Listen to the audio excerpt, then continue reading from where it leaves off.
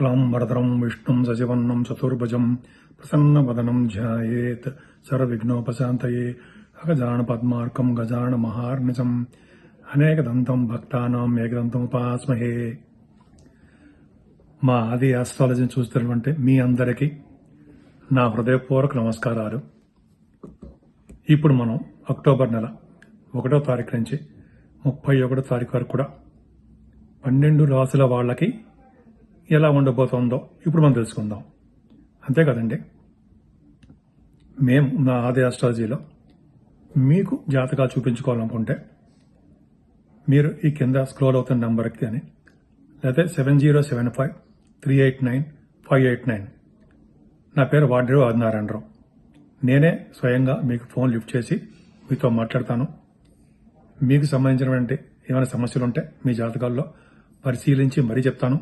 అంతేకాదండి, ముహూర్తాలు పెట్టడం అవి చేస్తుంటాం. ముహూర్తాలు పెట్టడం, అలాగే మన కొంతమందికి జాతకాలు చెప్పడం, అనేక రకరకాలుగా మా ఆది ఆస్ట్రాలజీ నుంచి కూడా మీకు మేము చెప్తూ ఉంటాం.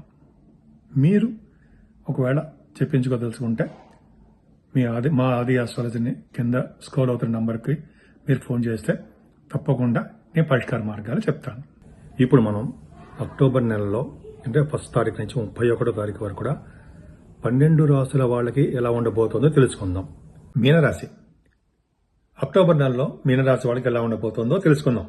నేను మీ వాడ్రేవు ఆదినారాయణరావు, ఆది ఆస్ట్రాలజీ. మీ రాశిలోనే రాహు ఉండడం వలన తరచూ ప్రయాణాలు చేయవలసి వస్తూ ఉంటుంది. అలాగే కొంచెం దేహానికి అంటే మన బాడీకి కొద్దిగా చిన్న అనారోగ్య సమస్యలు రావడానికి అవకాశం ఉంది. ఏదైనా ద్వితీయాధిపతి అనేటువంటి కుజుడు 4th భావంలో ఉన్నాడు. ద్వితీయాధిపతి 4th భావంలో ఉన్నాడంటే వాళ్ళకి విదేశ పర్యటన తప్పదు, వెళ్తారు కూడా. పైగా కుజుడు మిథున రాశిలో ఉంటే వాళ్ళు విదేశ పర్యటన చేస్తారు అనేది శాస్త్రము. పైగా సెకండ్ హౌస్ లార్డ్ 2 పాయింట్లు.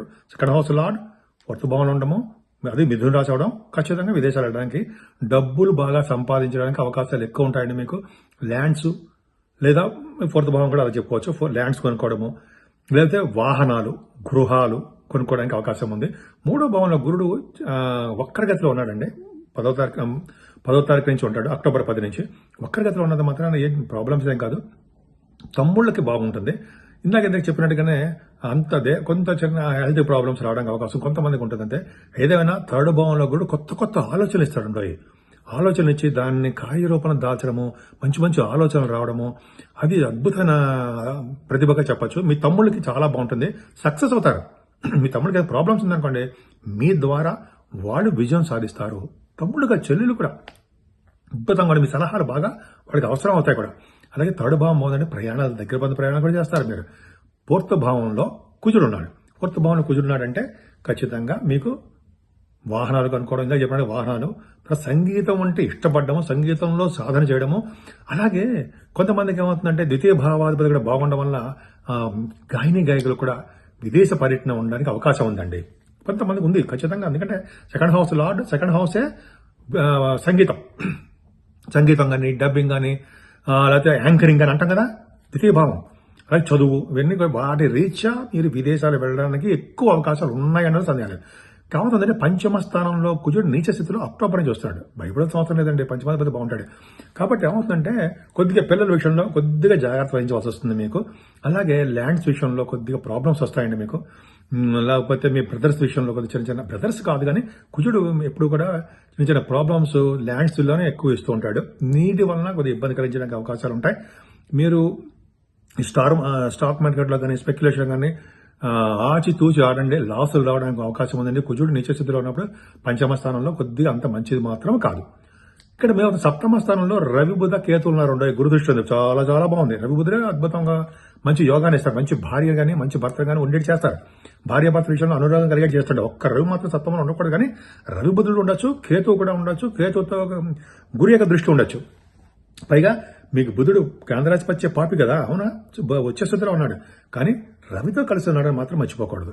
కాబట్టి ఈ విధంగా ఉండడం వల్ల అవుతుందంటే మంచి భార్యాభర్తలు బాగుండటము, ముఖ్యంగా మీ వివాహ శుభకార్యాలు జరగడము, అద్భుతంగా మీ ఇంట్లో ఎక్కువగా బాగుండడానికి అవకాశాలు ఎక్కువనే. కేతు కూడా చాలా బాగున్నాడు.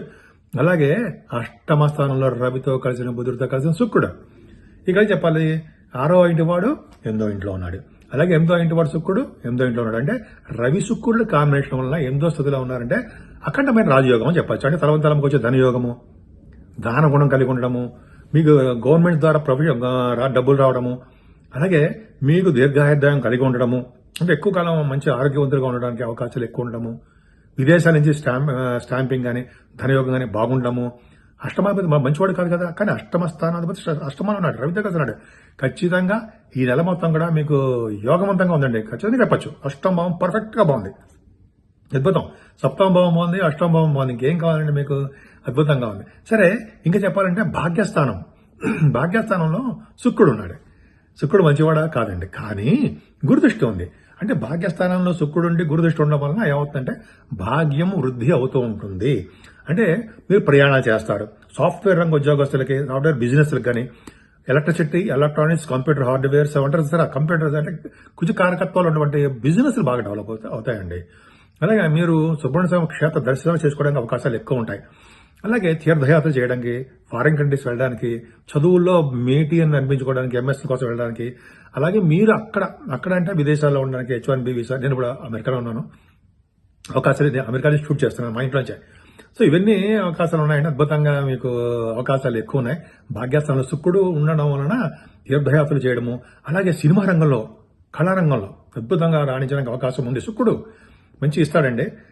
అంటే శుక్రుడు భాగ్యంలో ఉండడం వల్ల పైగా గురుదృష్టి ఉంది, అందుకని శుక్రుడు మంచివాడు కాదు మీ లగ్నానికి, అది గుర్తుపెట్టుకోండి మనం.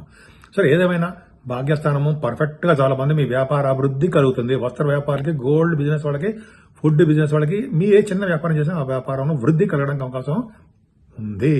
10th హౌస్ లార్డ్ కూడా గురుడు బాగున్నాడు. సో బ్యాంకింగ్ రంగంలో ఉన్న వాళ్ళకి, ప్రొఫెసర్స్ కి, డాక్టర్స్ కి, లాయర్స్ అంటారు సరే, అడ్వకేట్స్, లాయర్స్, వాళ్ళు కూడా వాగ్ధాటి బాగుంటుంది కదండి. అంటే నేను ఎవరిని విమర్శించట్లేదు, మంచి వాళ్ళకి అభివృద్ధి కోసం కోరుకుంటున్నాను నేను. దశమ స్థానాధిపతి గురుడు బాగుంటే, గురుడు 3వ భావం ఉన్నప్పటికీ మంచి చేస్తాడు. అంటే వక్రగతిలో ఉన్నాడు కదా, అద్భుతం మంచి చేయడానికి అవకాశాలు ఎక్కువ ఉన్నాయి. 12వ భావంలో ఇంకా చెప్పండి, 11వ భావంలో అంటే ఇంత చెప్పింది దశమస్థానం గురించి చెప్పారండి.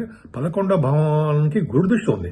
అంటే అండి, మీ తమ్ముళ్ళకి, మీ అన్నయ్యలకి, ముఖ్యంగా తమ్ముళ్ళ కంటే అన్నయ్యలకి బాగుండము, కంటిన్యూస్ గా డబ్బులు రావడము, మీ చేస్తున్న వ్యాపారాభివృద్ధి, బాగా ధన సంపాదించడము, కీర్తి ప్రతిష్టలు సంపాదించడము, మనశ్శాంతిగా ఉండడానికి ఎక్కువ అవకాశాలు గురుడు ఇస్తాడు.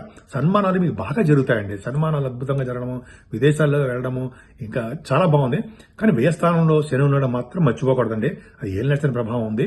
కాబట్టి మీరు తరచూ ప్రయాణాలు చేయడము, లేకపోతే మీరు ఉన్న చోట నుంచి మూమెంట్, అంటే సపోజ్ ఉద్యోగాల భద్రత ఉంటుంది, డౌట్ లేదు. ఉద్యోగాల రీత్యా ట్రాన్స్ఫర్స్ అవడానికే అవకాశాలు ఎక్కువ ఉంటాయి. సో ఏమైనా సరే అమ్మవారిని పూజిద్దామండి, అమ్మవారిని పూజించండి, కనకదుర్గ అమ్మవారిని. ఈ 9 రోజులు దసరా మహోత్సవాలు వస్తున్నాయి, అమ్మవారిని పూజించడము, శివారాధన చేసుకోవడము, వెంకటేశ్వర ఆరాధన చేసుకోవడము, ఆంజనేయ స్వామిని పూజించడం వలన మంచి ఫలితాలు పొందుతారనడంలో ఏమాత్రం సందేహం లేదు.